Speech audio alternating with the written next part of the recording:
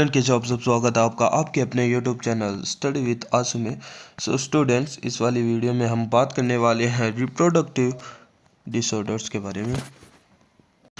जिसमें हम देखेंगे sorry introduction reproductive disorder in female like gynaecologic cancer. जो भी गायनेकोलॉजिक मतलब यूट्रस और फीमेल प्राइमरी सेक्सुअल ऑर्गन के रिलेटिव जो भी कैंसर होंगे, यूटेराइन कैंसर, सर्वाइकल कैंसर, और वो सब हम देखेंगे। देन वेजाइनल कैंसर भी आ जाएगा। Then vaginitis and endometriosis, polycystic ovary syndrome, PCO and STD, sexual transmitted disease and pelvic inflammatory disease. Okay, and थोड़ा ब्रीफ में है वो मेल रिप्रोडक्टिव डिसऑर्डर के बारे में भी देन एट द एंड देख लेंगे। इंट्रोडक्शन से स्टार्ट करते हैं।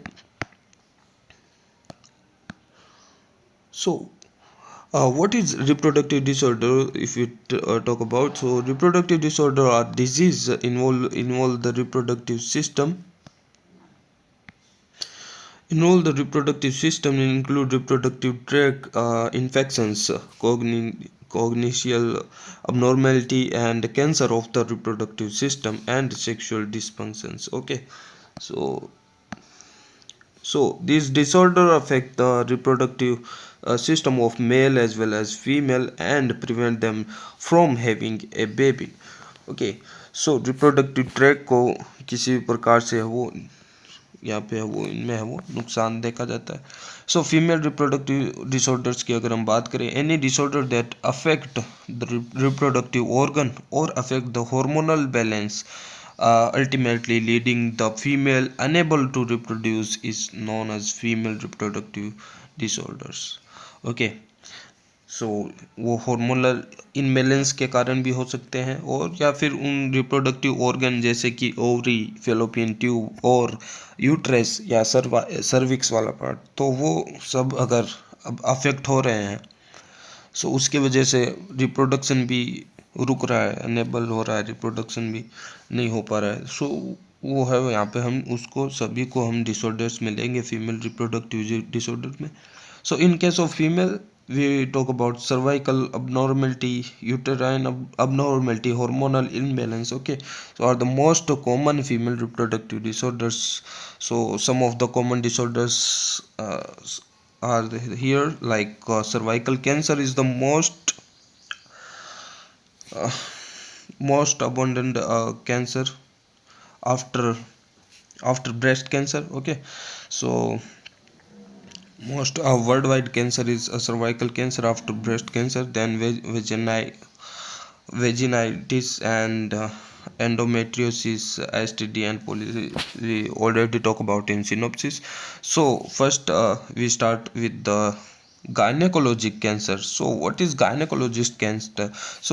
In gynecologist cancer, we talk about the female reproductive cancer. This group of cancer is widespread among women throughout the world. Okay, it is consist of 5 different type of cancer that occur in various organ within the system.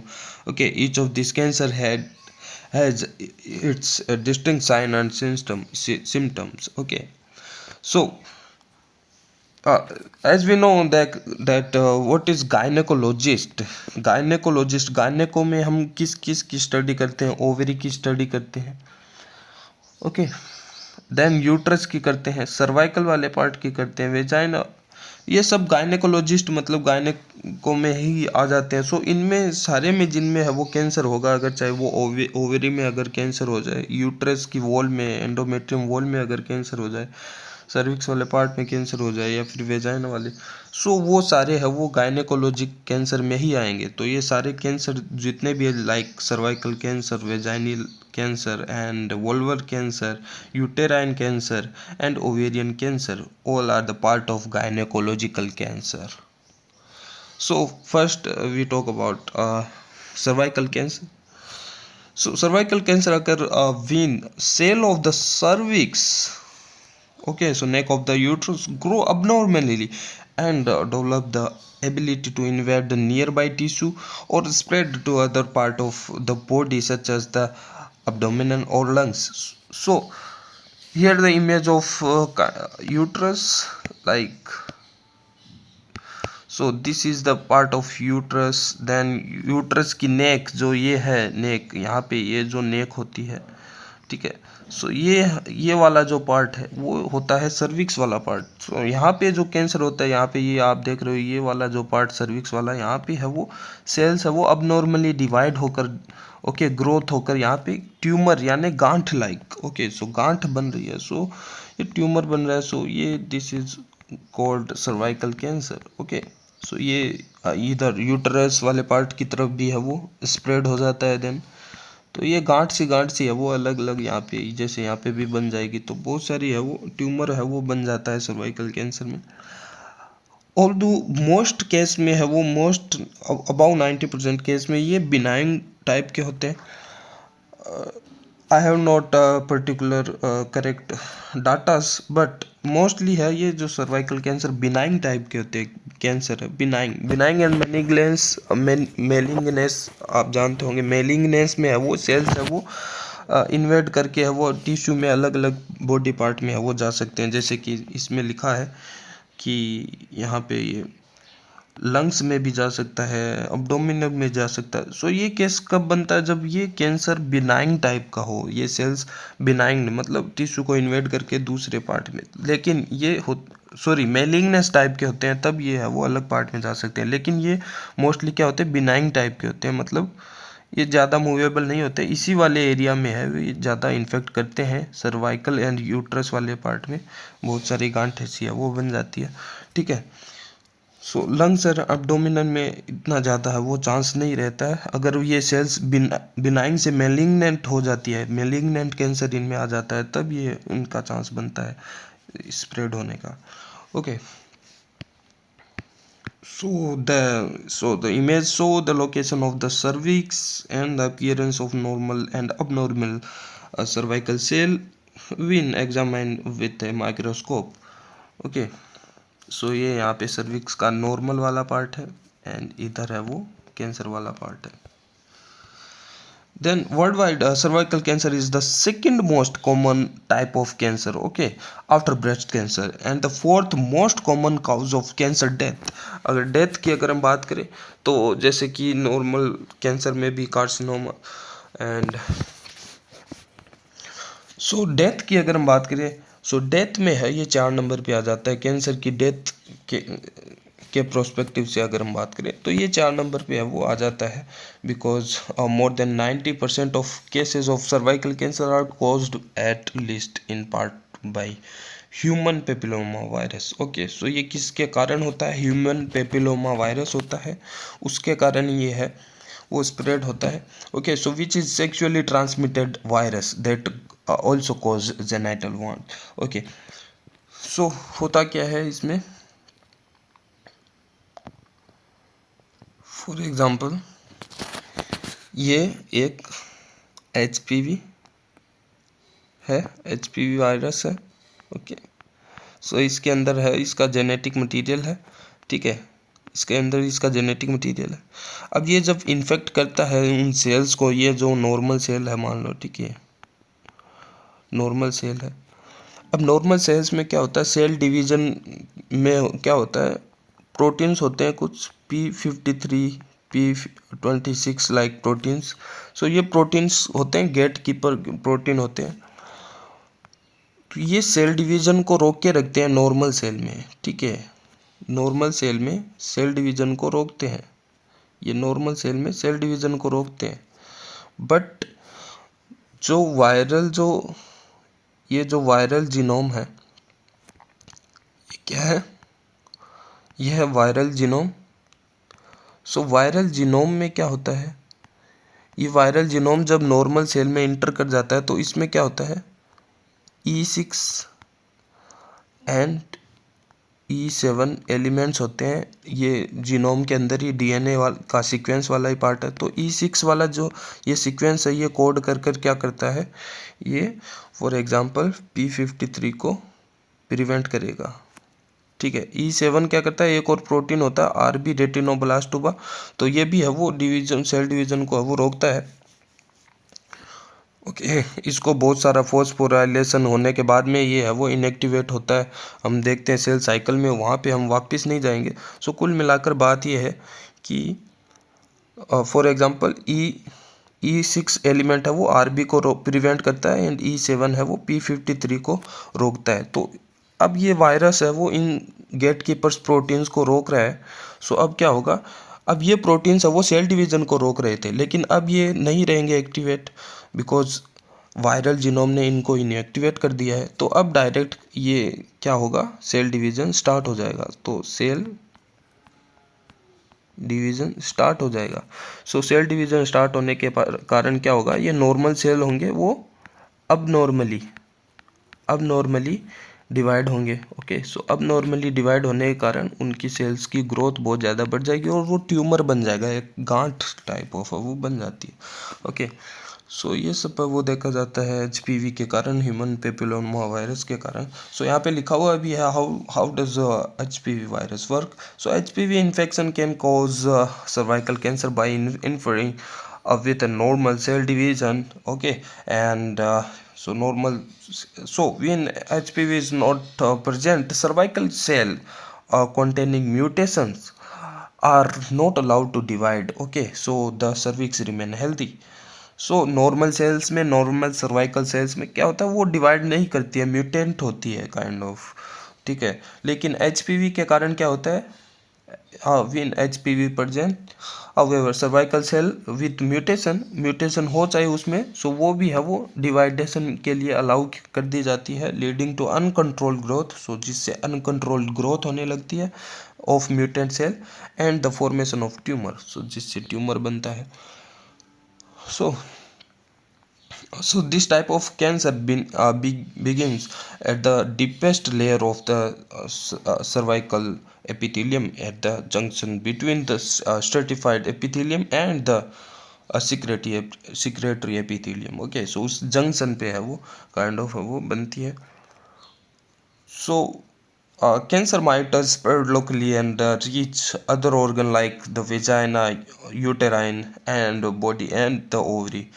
And metastasis appear during the later stage. Okay, so बहुत ज़्यादा later stage में है वो metastasis, यानी कि malignancy बोल सकते हैं, वो है वो बहुत ज़्यादा लेटर स्टेज में, ओल्ड एज में हो सकती है। लेकिन मोस्टली हमने पहले ही बात कर ली, वो बिनाइन टाइप के ही होते हैं, ज़्यादा मूवेबल नहीं होते हैं, ठीक है। उसी वाले आसपास में जैसे कि सर्वाइकल से है वो यूट्रस में हो सकता है, लेकिन इतना ज़्यादा मेटास्टेसिस नहीं होता है कि लंग्स तक पहुंच जाए, ठीक है। Then vaginal cancer.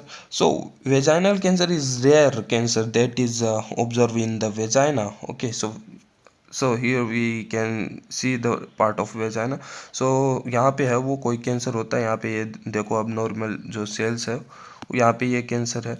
सो ये वेजाना वाला पार्ट में कैंसर है। So a muscular canal connecting the uterus to the outer other parts, other organ, and usually vaginal cancer originating in the vagina is rare. Okay, so but cancer from other organ might spread to vagina and cause vaginal cancer. Okay, so vaginal cancer direct vagina में है वो बहुत ही rare होता है। So other part से है वो invade करके है वो हो सकता है, लाइक सर्वाइकल कैंसर देखा, सो वो स्प्रेड करके यहाँ पे हो सकता है, लेकिन डायरेक्ट है वो रेयर चांस में ही देखा जाता है। Then vulvar cancer.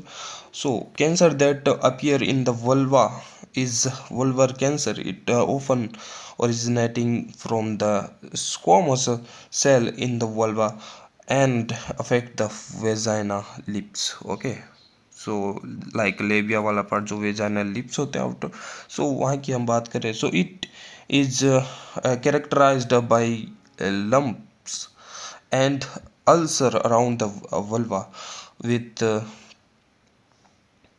with occasional bleeding and itching. Okay, so ulcer जैसी कंडीशन होगी, एंड लंप यानी काइंड ऑफ ट्यूमर, गांठ जैसी है वो यहाँ पे देखने को मिलेगा, एंड ओकेजनली ब्लीडिंग भी देखी जा सकती है in case of vulvar cancer. Then uterine cancer, जो कि यूट्रस गर्भाशय में, यहाँ पे ये इमेज में आप देख सकते हो ये कैंसर है। ओके, ये रहा। So, uterine cancer, also termed endometrial carcinomas, is observed in women who have never been pregnant of the age of between 60 to 70 years. Okay, तो यहाँ तक अगर कोई फीमेल प्रेग्नेंट नहीं होती है तो देन वहाँ पे वो ये कैंसर देखा जाता है.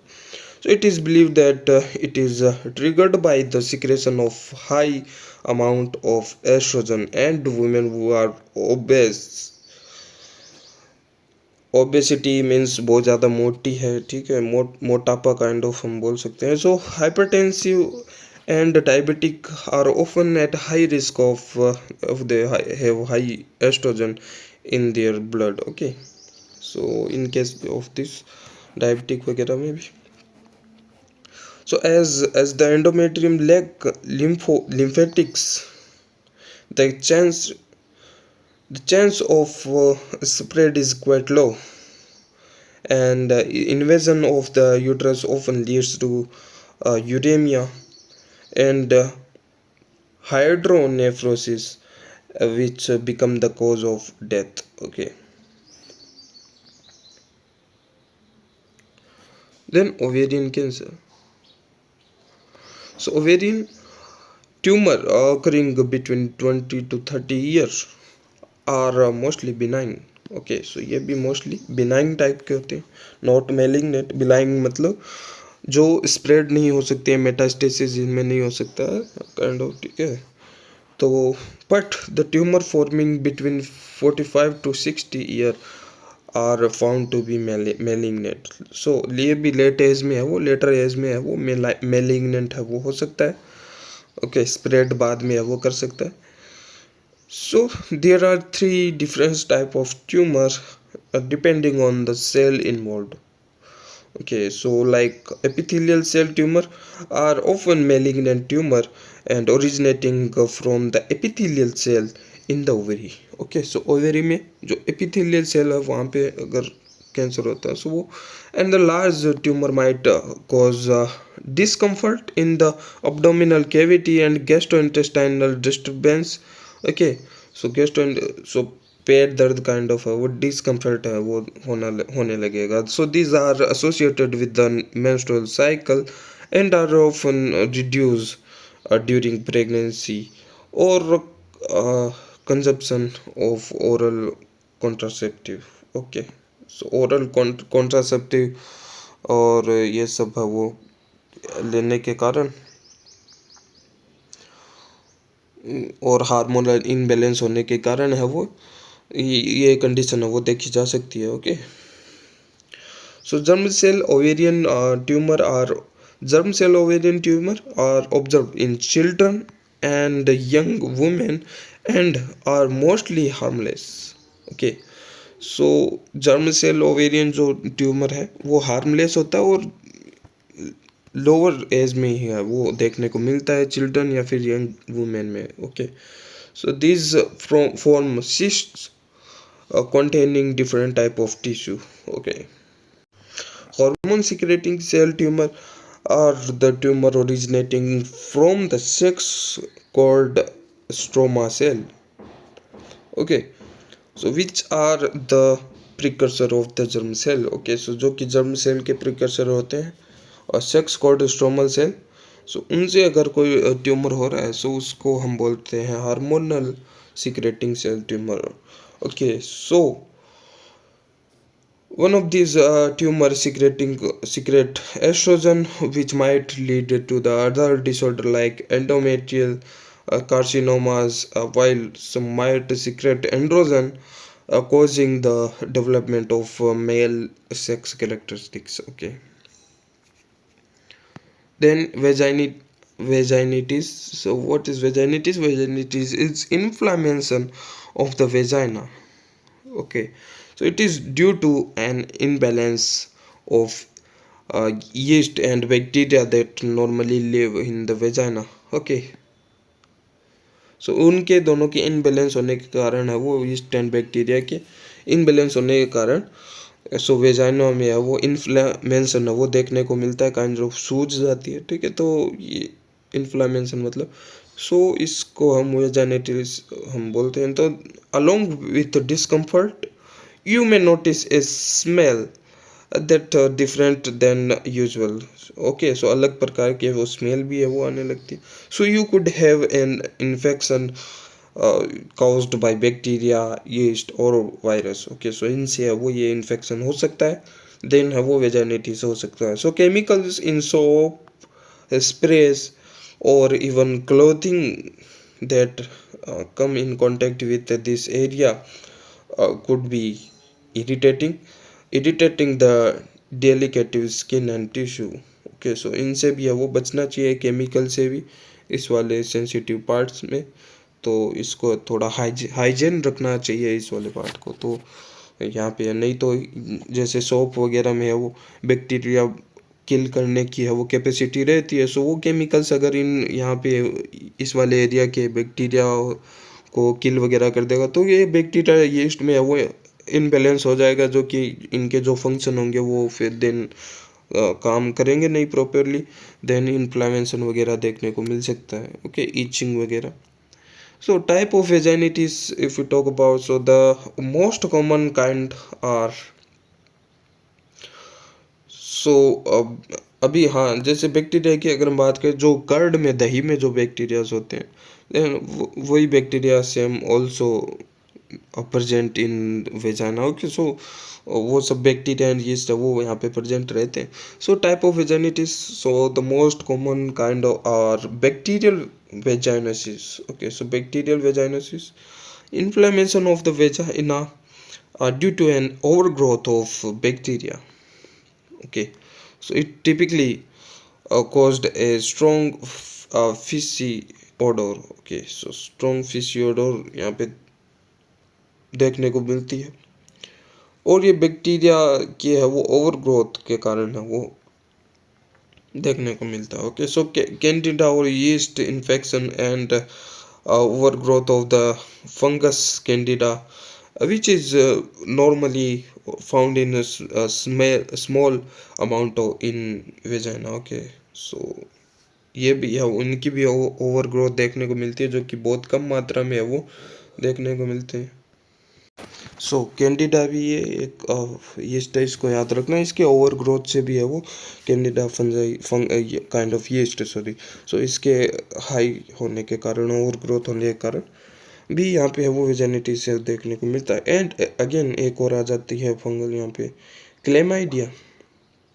सो क्लेमाइडिया ये जो कि सेक्सुअल ट्रांसमिटेड इन्फेक्शन के कारण है ये यहाँ पे है वो इंट्रोड्यूस होती है in women, and usually those age of 18 to 35। Okay, and यही है जो यहाँ पे जैसे कि आगे आएगा, गोनोरिया में भी यही यीस्ट है काइंड ऑफ वो इंट्रोड्यूस होता है, जैसे कि यहाँ पे दे रखा है। Gonorrhoea is another common infection is spread through sex and it often come along with chlamydia. So यहाँ पे क्लेमाइडिया अगेन है वो पीछे वाला यहाँ पे आ जाता है क्लेमाइडिया। सो ये है वो यीस्ट यहाँ पे है वो गोनोरिया, एक सेक्सुअल ट्रांसमिटेड डिजीज, आगे भी हम हो सकता है देखेंगे। सो इसमें क्या होता है, गोनोरिया में एसटीडी है, एसटीडी में ये आ जाएगा। So because of during sexual course, so यहाँ पे वो इंट्रोड्यूस होता है क्लेमाइडिया यीस्ट, उसके ओवर ग्रोथ के कारण है वो वेजाइनिटिस भी देखने को मिलता है। सो trichomoniasis is in infection spread by sex that caused by a parasite। it rise your risk of other STI। okay, and viral vaginitis is in inflammation caused by a virus like herpes simplex virus or human papilloma virus। okay, so which is spread through sex and or words on the can be painful। okay, so human papilloma virus and herpes virus के herpes simplex virus के कारण भी है ये होता है। Then आता है endometriosis. So endometriosis is a disease in which the endometrium, the tissue that lined the inside of the uterus of the womb, is present outside of the uterus। okay, so so Google पे ये जो images है वो आपको यहाँ पे है वो रेफरेंस नीचे देख लेना। Okay, copyright. सो रेफरेंस नीचे देख लेना। सो ये इमेज है वो आपको वो अच्छे से समझा देगी। जैसे कि यहाँ पे एंडोमेट्रियम ये लाइनिंग होती है। सो यही लाइनिंग के यहाँ पे काइंड ऑफ टिश्यू है outside the uterus, means like ये यहाँ पे फेलोपियन ट्यूब पर देखे जा रहे हैं। ओके, सो ये यहाँ पे यूट्रस के ऊपर upside of the uterus, this is all again fallopian tube on ovaries. Okay, so यहाँ पे है वो ये यहाँ पे देखने को मिल सकता है। सो इससे होता क्या है, then endometriosis most commonly occur in the lower abdominal और pelvic। सो लोअर abdominal पार्ट वाले पार्ट में ही है वही देखने को मिलते हैं endometrium layer tissues। so but it can appear anywhere in the body।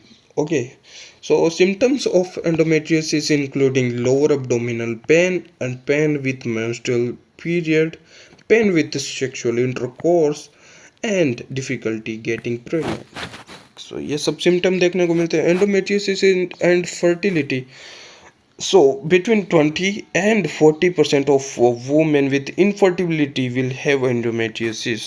Okay, so जो भी बांझ काइंड ऑफ महिला होती है, इनफर्टाइल या फिर हम बोल सकते हैं स्टेराइल, सो हो जाती है जो स्टेराइल, जो कि प्रेगनेंसी को कंसीव करने में है वो इन अनकेपेबल हो, तो वहाँ पे मोस्टली है वो 20 to 40% वुमेंस में एंडोमेट्रियोसिस की कंडीशन देखने को मिलती है। So endometriosis likely impaired fertility in two way। okay, so first by causing distortion of the fallopian tube so that they are unable to pick up the egg after ovulation। okay, सो इसके कारण भी ये जो fallopian tube में अगर distortion हो गया, सो वो एग को कैप्चर नहीं कर पाएगा, ओव्यूलेशन नहीं होगा, देन एग है वो अगेन आगे यूट्रस तक नहीं पहुंच पाएगा। Second, by creating inflammation that can adversely affect the function of ovary, okay, egg and fallopian tube और यूट्रस। तो इन्फ्लामेशन होगा तो अगेन वही कंडीशन आएगी।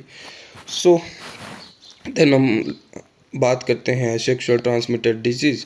सो सेक्सुअल कोर्स इंटरकोर्स के कारण जो या फिर ट्रांसफर होती है। So the term sexually transmitted disease is used to refer to a condition passed from one person to another through sexual contact। okay, so a person can contact an STD by having unprotected vaginal, anal or oral sex with someone who has the STD। okay, so STD may also be called sexually transmitted infection, STI, or venereal disease, VD। okay,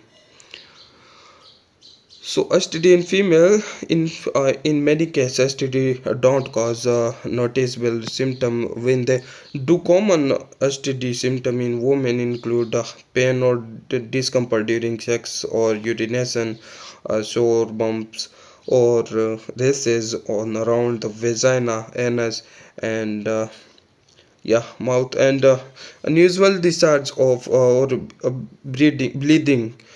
bleeding from the vagina, itching in or around the vagina। so ये सब symptom देखने को मिल सकते हैं। so type of STD in females, if we talk about, तो many different type of infection can be transmitted sexually। the most common STD are described below like HIV, AIDS, gonorrhoea जिसके बारे में हमने बात किया। ओके, सो यीस्ट का introduction होता है, वेजाइनिटिस भी से वो हो सकता है गोनोरिया के साथ में, एंड हर्पिस वायरस के हमने बारे में पहले हमने देखा, and HPV human papilloma virus जो कि सर्वाइकल कैंसर में इन्वॉल्व था। Okay, then chlamydia. सो जैसे कि लाइक अगर हम बात करें HPV यहाँ पे हमने बात कर ली ह्यूमन पेपिलोमा वायरस के बारे में, लेकिन HIV के बारे में अगर हम बात करें, सो HIV का एक जो जैसे कि एक जो वायरस होता है, सो उस वायरस में क्या होता है, प्रोटीन्स होते हैं अंदर के भी प्रोटीन होते हैं। Okay, like P24 P19 like proteins. Okay, P17 P24 like proteins. Okay, and outer part पे भी है वो प्रोटीन होते हैं। सो आउटर पार्ट पे है वो प्रोटीन होते हैं like G120 protein, okay, G40। सो ये जो प्रोटीन होते हैं ये अटैच होते हैं with the cell, normal cell, and then है वो देन ये अटैच होकर लाइक ये नॉर्मल सेल है, ओके, ये नॉर्मल सेल है। सो ये नॉर्मल सेल में ये अटैच होकर फ्यूज होकर इनका जो ये जो जेनेटिक मटेरियल है, आरएनए मटेरियल होता है एचआईवी में, ह्यूमन जो इम्यूनो डेफिशिएंसी जो वायरस होता है उसमें आरएनए वायरस है। सो ये है वो आरएनए है वो रिट्रो ट्रांसक्रिप्शन के थ्रू ये डीएनए में कन्वर्ट होता है, ये डीएनए है। देन ये जो नॉर्मल सेल का जो जीनोम होता है उसके अंदर है वो इनकॉर्पोरेट हो जाता है, ठीक है। सो ये यहाँ पे इनकॉर्पोरेट हो जाएगा with the normal cell genome. Then उसके साथ में है उसका भी एक्सप्रेशन होगा और बहुत सारे है वो इसके साथ में है वो वायरस है वो बनकर है वो बाहर निकलेंगे, ठीक है। तो वो बहुत सारे वायरस है वो बाहर निकलेंगे और ये वायरस देन है वो टी हेल्पर सेल्स को है वो टी एच सेल को है वो इन्फेक्ट करते हैं, ओके। सो ये टी हेल्पर सेल्स को इन्फेक्ट करते हैं बहुत सारे ये जो वायरस होते हैं। सो ये अगेन ये सेकेंड टी सेल हो गई, टी हेल्पर सेल्स को है वो इन्फेक्ट करते हैं, ओके। और टी हेल्पर सेल्स में क्या होता है CD4, ओके, या फिर हम बोल लें CD4 को ये डिटेक्ट करती है, ओके। सो CD4 यहाँ पे है वो होती है। सो CD4 काउंट है वो कम हो जाएगा अगर इसको डिटेक्ट करें एचआईवी को। सो टेस्ट अगर हम करेंगे उसके ब्लड टेस्ट को, सो वहाँ पे है वो CD4 का काउंट है वो लो रहेगा, टी हेल्पर सेल का काउंट है वो एकदम लो रहेगा, इन डिक्रीज रहेगा in case of HIV AIDS, okay. So इस प्रकार से है वो HIV वायरस है वो इन्फेक्ट करता है जिसके कारण है वो टी हेल्पर सेल्स का अमाउंट है वो बहुत कम हो जाता है जिसके कारण इम्यून सिस्टम है वो कम हो जाता है। इम्यून सिस्टम कम होने के कारण है वो अगेन है वो दूसरी बीमारियां भी है वो जो कि अगर इम्यून सिस्टम अच्छा रहता तो दूसरे जो बैक्टीरिया बाहर से आते हैं उनसे लड़ सकता है, लेकिन अब इम्यून सिस्टम काफ़ी वीक हो चुका है।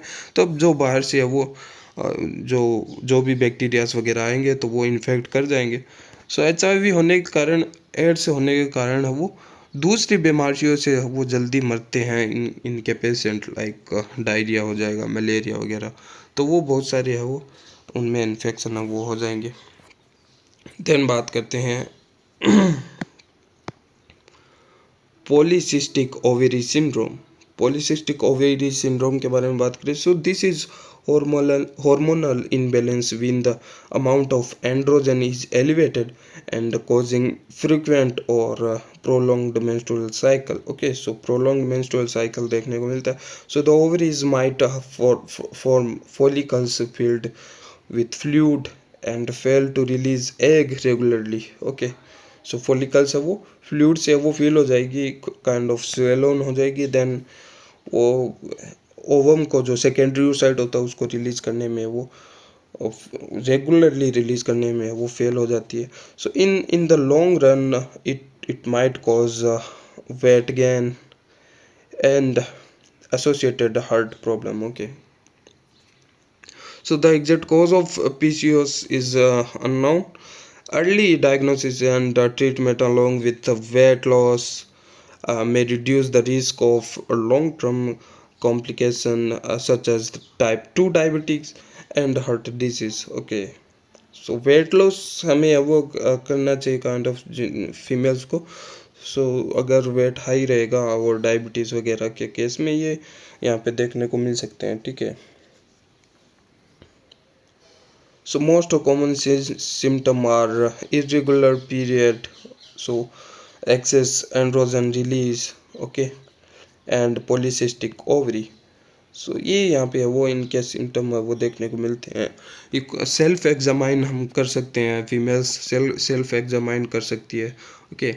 सो अगर उनके वो पीरियड्स में है वो इरेगुलर पीरियड्स आ रहे हैं, ठीक है, कुछ ज़्यादा दिन तक है वो चल गया, देन बाद में कुछ ज़्यादा दिन के गैप से है वो पीरियड आ रहा है, या फिर तो जो भी अगर पीरियड्स में वो इरेगुलरिटी आती है सो फीमेल को केयर करना चाहिए, उन ध्यान रखना चाहिए, उनको अपनी डाइट पे ध्यान रखना चाहिए, या फिर कुछ ज़्यादा इरेगुलरिटी आ रही है so they should go to must go to the doctor. Okay, so doctor के पास वो जाए और सलाह लीजिए जो भी है।